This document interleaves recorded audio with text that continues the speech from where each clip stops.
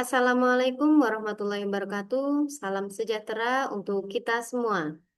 Pada pertemuan kali ini, kita akan mempelajari salah satu konsep dasar yang sangat penting dalam statistik bisnis, yaitu distribusi frekuensi. Materi ini nanti akan membantu kita memahami bagaimana data yang banyak dan beragam dapat disusun secara sistematis, sehingga nantinya lebih mudah dibaca, kemudian dianalisis, dan juga digunakan dalam pengambilan keputusan bisnis. Nah, melalui video pembelajaran ini, saya berharap mahasiswa dapat mengenali langkah-langkah penyusunan distribusi frekuensi, kemudian juga memahami manfaatnya, serta mampu mengaplikasikannya dalam tugas maupun penelitian. Nah, mari kita ikuti pembahasan dengan penuh perhatian agar nantinya konsep yang dipelajari ini dapat benar-benar dipahami dan bermanfaat bagi kita semua. Jadi, materi distribusi frekuensi ini ada pada pertemuan 4 dan 5 mata kuliah statistik bisnis. Apa saja yang akan kita pelajari pada pertemuan kali ini? Yang pertama adalah definisi distribusi frekuensi. Termasuk nanti ada pengertian, manfaat, gitu ya, pentingnya distribusi frekuensi. Kemudian ada juga data kualitatif dan kuantitatif. Bagaimana penyajian distribusi frekuensi ini pada kedua data tersebut. Lalu yang ketiga adalah grafik distribusi frekuensi.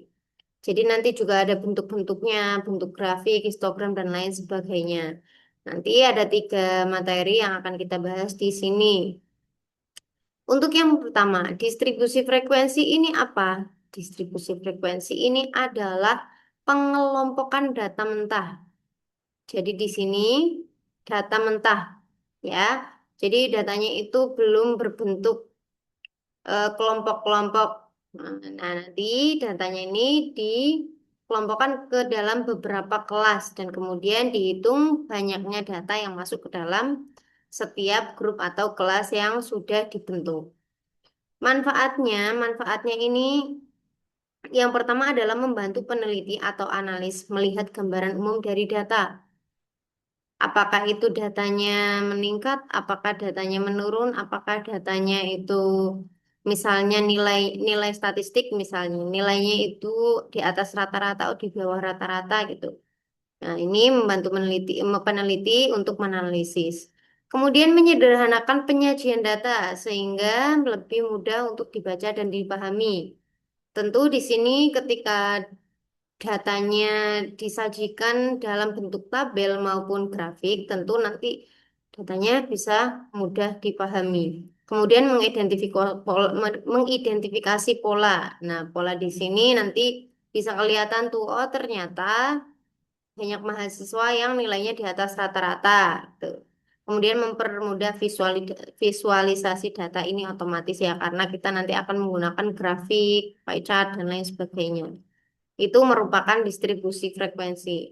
Nah, dari sini kita bisa lihat contohnya, ini adalah data mentah dari nilai EAS mata kuliah statistik bisnis 30 mahasiswa. Kalau kita lihat data di sini, datanya ini masih berantakan. 80, 70, 60, 85, 90. Sedangkan kalau misalnya kita mau menghitung 80-nya ini ada berapa angka, kita harus hitung terlebih dahulu ini. Ada satu, kemudian mana lagi? Dua, tiga, empat. Nah, ini nanti kita akan kesulitan sehingga diperlukan namanya distribusi frekuensi. Nah, jadilah di sini distribusi frekuensi demikian. Nah, kalau misalnya datanya sudah berbentuk ini, kan lebih mudah dipahami dan lebih mudah dibaca. Oh, ternyata ini nilainya 40 ada 3 orang. Yang nilainya 80 ada 4 orang, ada 4 orang, 95 ada 3 orang. Nah, ini namanya distribusi frekuensi. Jadi dikelompokkan. Nah, ini contohnya, contoh data mentah juga ada 30 responden pengguna e-commerce 2026. Ada Shopee, Topet, TikTok Shop, kemudian Zalora. Nah, kalau kita harus menghitung satu-satu kan kelamaan ya. Jadi dibentuklah yang namanya distribusi frekuensi. Di sini. Oh, ternyata yang menggunakan Shopee ada 11 orang, TikTok Shop 8 orang, Topet ada 5 orang, Zalora ada 6 orang, sehingga totalnya 30 responden gitu. Nah, ini gunanya distribusi frekuensi. Ini sangat memudahkan pembacaan data untuk menganalisis data, untuk mempermudah visualisasi data. Itu namanya distribusi frekuensi. Lalu bagaimana penyajian data kualitatif? Jadi, distribusi frekuensi pada data kualitatif ini yang menyajikan data dalam bentuk kategori atau kelompok yang bersifat non-angka. Seperti kalau lihat tadi contoh yang pertama itu nilai AS, yang kedua itu adalah pengguna e-commerce. Jadi untuk data kualitatif itu kayak pengguna e-commerce gitu ya. Contohnya di sini distribusi berdasarkan jenis kelamin, pekerjaan, tingkat kepuasan, kemudian prodi, fakultas, itu bisa juga. Agama, bisa juga. Nah, ini contohnya. Nah, ini nama, ada gender, ada pekerjaan. Ini adalah data kualitatif. Jadi data non-numerik. Nah, ini frekuensi berdasarkan data gender ini. Nah, kalau dari sini, ini kan masih raw bentuknya, datanya masih mentah. Nah, belum dikelompokkan. Berdasarkan gender ini berarti ada laki-laki dan juga ada perempuan. Berdasarkan karyawan ini ada karyawan, guru, mahasiswa, wirausaha. Nah, ini akan kita kelompokkan.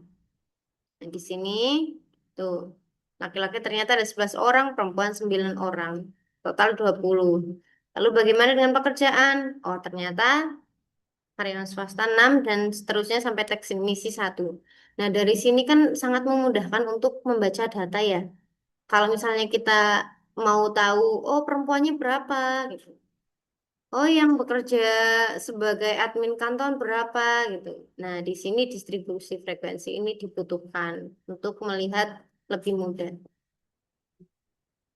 Nah, dalam data kualitatif ini diperlukan adanya yang namanya distribusi frekuensi relatif.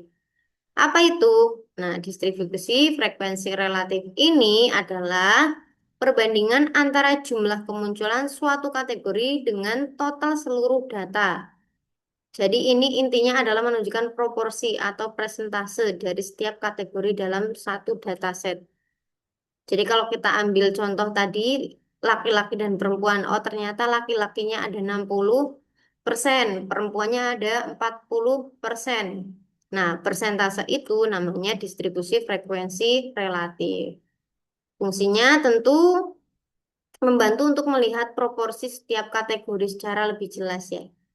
Nah, ini ada rumusnya. Rumusnya, frekuensi suatu kategori dibagi dengan jumlah total data. Tuh.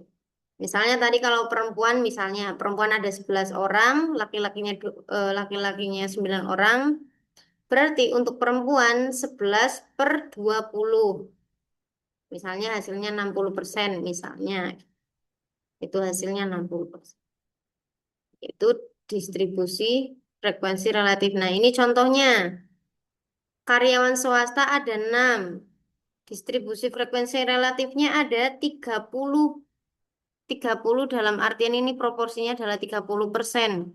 20 adalah 20%. Nah, ini hasil dari 6 per 20. 6 per 20 hasilnya 30%. 4 per 20 ya 20%. Gitu ya. Seterusnya ke teknisi juga 5 per 20, 5%. Nah, dari sini nanti kita eh, ambil apa namanya bisa kita analisis. Nah, analisis seperti apa? Jadi seperti ini. Dari tabel tersebut dapat dilihat bahwa kategori pekerjaan dengan proporsi terbesar adalah karyawan sebesar 30% dan yang paling kecil yaitu 5% adalah teknisi.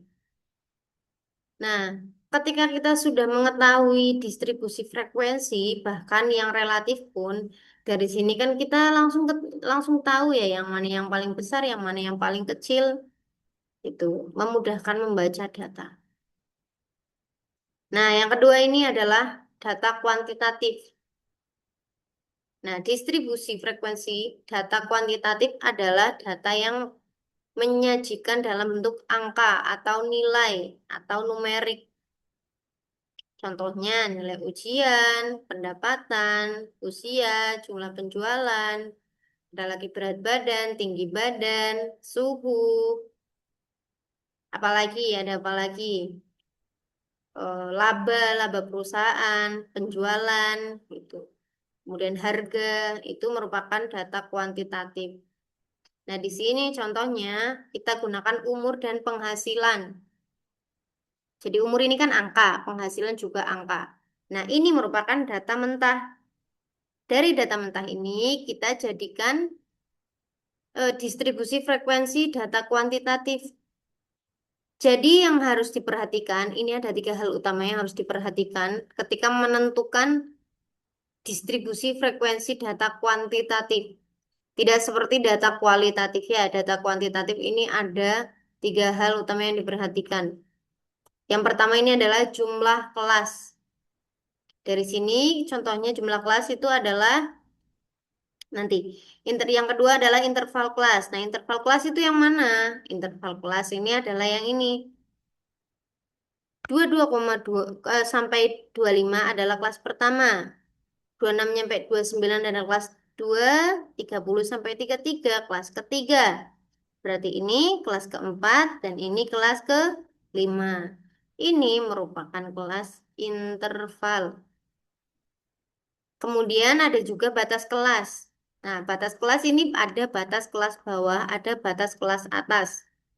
Yang mana? Nah, ini yang saya blok ini adalah data batas kelas bawah dan atas. Nah, ini kelas bawah, kemudian yang ini kelas atas. Lalu kita kembali lagi ke sini ke jumlah kelas. Ke jumlah kelas itu jumlahnya ada berapa kelasnya? Ternyata jumlah kelas ini adalah ini. 1, 2, 3, 4, 5. Jumlah kelasnya ada 5 kelas. Jadi ada tiga hal yang harus diperhatikan di sini ya. Jumlah kelas, interval kelas, batas kelas. Nah, lalu bagaimana cara menentukan tiga hal tersebut? Nah, untuk menentukan tiga hal itu ada beberapa langkah yang harus dikerjakan, yang harus kita step by stepnya. Yang pertama ini mengurutkan data dari terendah sampai tertinggi. Kalau dari umur misalnya 25 tahun sampai 45 tahun kita urutkan satu per satu. Dari yang terendah hingga yang tertinggi. Kemudian yang kedua adalah hitung jarak atau rentangan dengan rumus data tertinggi dikurangi data terendah. Lalu yang ketiga, menghitung jumlah kelas. Menghitung jumlah kelas dengan Stargast. K sama dengan K itu kelas sama dengan 1 ditambah 3,3 log N. N itu adalah jumlah data. Kemudian yang keempat langkahnya adalah panjang interval kelas. Tadi yang diperhatikan kan ada jumlah kelas, kemudian interval kelas. Nah, sebelum kita mengetahui interval kelas, kita harus tahu panjang interval kelasnya terlebih dahulu. Formulanya, rumusnya range per jumlah kelas. Lalu di sini menentukan batas terendah atau ujung data pertama. Batas bawah pertama kita tentukan. Lalu yang keenam ini buat tabel sementara tabulasi data. Jadi tadi ini dari data terendah hingga tertinggi, ini kita hitung satu per satu. Diurutkan sesuai dengan interval kelas yang sudah dibuat. Lalu yang ketujuh baru dibuat tabel distribusi frekuensinya. Ini adalah 7 langkah. Oke, kita langsung ke case study ini. Langsung kita contohkan 7 langkah itu seperti apa. Nah, di sini ada nilai EAS mata kuliah Statistik Bisnis 30 mahasiswa. Ini datanya saya ambil dari contoh yang di slide awal sekali. Nah, dari sini sebenarnya ini kita urutkan. Yang pertama itu adalah urutkan data dari terendah sampai tertinggi. Kita urutkan 60 sampai 95 diurutkan satu per satu. Nah, nilai terendahnya di sini didapatkan kemudian nilai tertingginya adalah 95. Lalu langkah keduanya, hitung jarak atau rentangan menggunakan rumus data tertinggi dikurangi data terendah. Tadi data tertingginya 95, data terendahnya adalah 60. Jadi didapatkan berapa? Dapatkan R-nya 35. 35 ini namanya range, rentangan. 35 ya. Oke, dari sini langkah selanjutnya adalah hitung jumlah kelas. K sama dengan 1 ditambah 3,3 log N. Ini datanya ini adalah berapa? 30. Jadi langsung dimasukkan hasilnya 5,87. Nah, karena jumlah kelas itu harus bulat, maka ini bisa kita bulatkan menjadi 6 kelas.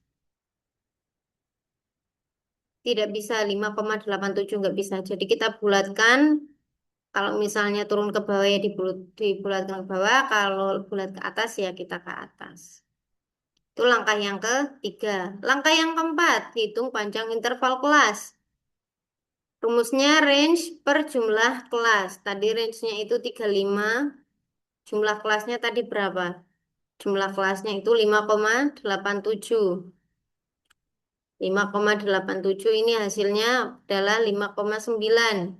Maka untuk panjang interval kelas itu nggak bisa yang namanya pecahan. Kecuali kalau misalnya dalam bentuk uang 2.500.000, 2.400.000, 2.100.000 itu bisa. Tapi kalau misalnya seperti ini kasusnya ini tidak bisa, ini harus bulat. Jadi kita bulatkan ke 6. Ternyata panjang interval kelasnya adalah 6. Ya, langkah 4. Kemudian langkah yang kelima, tentukan batas terendah atau ujung data pertama. Dilanjutkan dengan menghitung kelas interval dengan menjumlahkan ujung bawah sampai data terakhir. Nah, ini tadi data terendahnya adalah 60. Kemudian ditambah 6. 6 ini adalah panjang interval. Dihasilkan 66. Kemudian dikurangi 1. Ini jadi batas kelas atas. Seterusnya sampai ke bawah. Batas kelas atas ini ditambahkan 1. Karena tidak mungkin nanti datanya, ketika datanya 60 sampai 65. 65 sampai 70 misalnya. Nah, nanti yang nilai 65 ini masuk ke interval yang mana? Makanya ini harus ditambahkan dengan 1 agar menjadi 66. Seperti itu, sampai turun ke bawah. Nah, setelah langkah 5 ini, oh ini, didapatkan batas kelas bawah dan batas kelas atas. Kalau sudah didapatkan batas kelas bawah dan atas, langsung kita lakukan tabulasi datanya. Tabulasi data menghitung. Nah, seperti ini. Nilai 60 sampai 65 rinciannya ada berapa? Ini harus kita hitung satu-satu. Nggak bisa langsung kayak gini, nggak bisa. Nanti takutnya datanya terhitung double. Harus dihitung satu-satu.